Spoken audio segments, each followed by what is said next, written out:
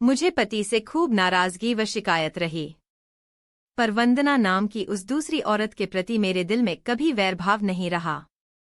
ऐसा क्यों? वंदना का दिल सोने का था, रवि। उसके साथ मैंने बहुत सारा समय हंसते मुस्कराते गुजारा था। यदि उसने वह गलत कदम न उठाया होता तो वह मेरी सबसे अच्छी दोस्त होती। लगता है तुम्हें पति से ज्यादा अपनी जिंदगी में वंदना की कमी खलती है। अच्छे दोस्त बड़ी मुश्किल से मिलते हैं, रवि। शादी करके एक पति या पत्नी तो हर कोई पा लेता है। यह तो बड़े पते की बात कही है तुमने। कोई बात पते की तभी होती है जब उसका सही महत्व भी इंसान समझ ले। बोल बोल कर मेरा गला सूख गया है। अब कुछ पिलवा तो दो, जनाब। बड़ी कुशलता से उसने बातचीत का विषय बदला और मेरी बाह पकड़कर एक रेस्तरां की दिशा में बढ़ चली। उसके स्पर्श का एहसास देर तक मेरी नसों में सनसनाहट पैदा करता रहा। सविता की फरमाइश पर हमने एक फिल्म भी देख डाली। हॉल में उसने मेरा हाथ भी पकड़े रखा। मैंने एक बार हिम्मत कर उसके बदन के साथ शरारत करनी चाही तो उसने मुझे प्यार से घूर कर रोक दिया। शांति से बैठो और मूवी का मजा लो, रवि। उसकी फुसफुसाहट में कुछ ऐसी अदा थी कि मेरा मन जरा भी मायूसी और चिढ़ का शिकार नहीं बना।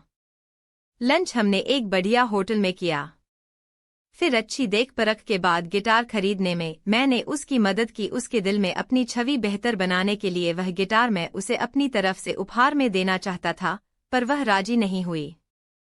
तुम चाहो तो मुझे गिटार सिखाने की जिम्मेदारी ले सकते हो, वह बोली तो उसके इस प्रस्ताव को सुनकर मैं फिर से खुश हो गया।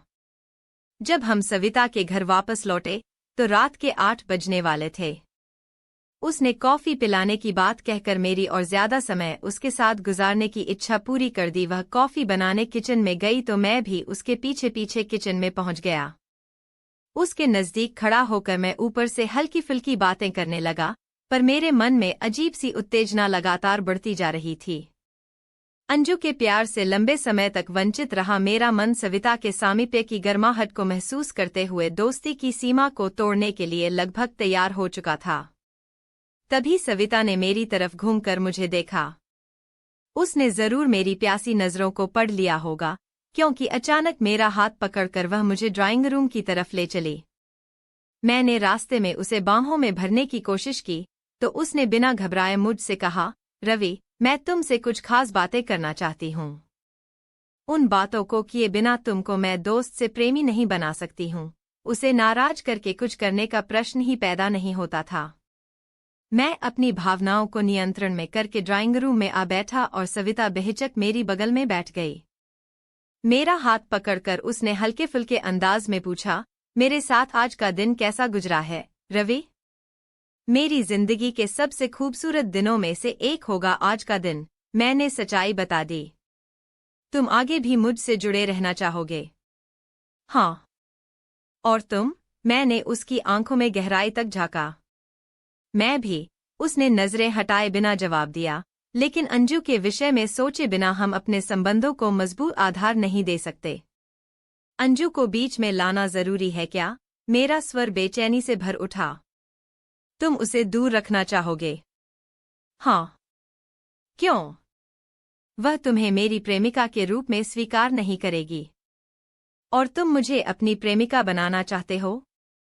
क्या तुम ऐसा नहीं चाहती हो? मेरी चिढ़ बढ़ रही थी। कुछ देर खामोश रहने के बाद उसने गंभीर लहजे में बोलना शुरू किया, रवि, लोग मुझे फ्लर्ट मानते हैं और तुम्हें भी जरूर लगा होगा कि मैं तुम्हें अपने नजदीक आने का खुला निमंत्रण दे रही हूँ। इस बात में सच्चाई है, क्योंकि मैं चाहती थी कि तुम मेरा आकर्षण गहराई से महसूस करो। ऐसा करने के पीछे मेरी क्या मंशा है, मैं तुम्हें बताऊंगी। पर पहले तुम मेरे एक सवाल का जवाब दो, प्लीज। पूछो। उसको भावुक होता देख मैं भी संजीदा हो उठा। क्या तुम अंजू को तलाक देने का फैसला कर चुके हो? बिल्कुल नहीं, मैंने चौंकते हुए जवाब दिया। मुझे तुम्हारे दोस्त अरुण से मालूम पड़ा कि अंजू तुमसे नाराज होकर पिछले 2 महीने से मायके में रह रही है। तुम उसे वापस क्यों नहीं ला रहे हो? हमारे बीच गंभीर मनमुटाव चल रहा है। उसको अपनी जबान। मुझे पूरा ब्यौरा बाद में बताना रवि, पर क्या तुम्हें उसकी याद नहीं आती है? सविता ने मुझे कोमल लहजे में टोक कर सवाल पूछा। आती है, जरूर आती है, पर ताली एक हाथ से तो नहीं बज सकती है सविता। तुम्हारी बात ठीक है, पर मिलकर साथ रहने का आनंद तो तुम दोनों ही खो रहे हो ना। हाँ, पर देखो, कसूरवार तो तुम दोनों ही होंगे। कम या ज्यादा की बात महत्वपूर्ण नहीं है रवि। इस मनमुटाव के चलते जिंदगी के कीमती पल तो तुम दोनों ही बेकार गंवा रहे हो या नहीं। तुम मुझे क्या समझाना चाह रही हो? मेरा मूड खराब होता जा रहा था। रवि, मेरी बात ध्यान से सुनो। सविता का स्वर अपनेपन से भर उठा। आज तुम्हारे साथ सारा दिन मौज मस्ती के साथ गुजार कर मैंने तुम्हें अंजू की याद दिलाने की कोशिश की है। उससे दूर रहकर तुम उन सब सुख सुविधाओं से खुद को वंचित रख रहे हो जिन्हें एक अपना समझने वाली स्त्री ही तुम्हें दे सकती है। मेरा आए दिन ऐसे पुरुषों से सामना होता है जो अपनी अच्छी खासी पत्नी से नहीं बल्कि मुझसे संबंध बनाने को उतावले नजर आते हैं। मेरे साथ उनका जैसा रोमांटिक और हंसी खुशी भरा व्यवहार होता है, अगर वैसा ही अच्छा व्यवहार वे अपनी पत्नियों के साथ करें तो वे भी उन्हें किसी प्रेमिका सी प्रिय और आकर्षक लगने लगेंगी। तुम मुझे बहुत पसंद हो, पर मैं तुम्हें और अंजू दोनों को ही अपना अच्छा दोस्त बनाना चाहूंगी।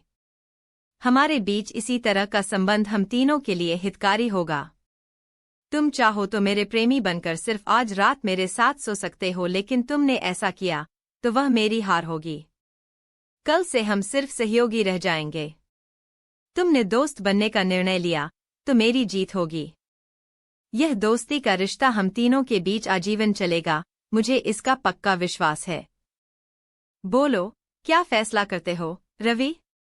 अंजू और अपने लिए मेरी आजीवन दोस्ती चाहोगे या सिर्फ एक रात के लिए मेरी देह का सुख? मुझे फैसला करने में जरा भी वक्त नहीं लगा।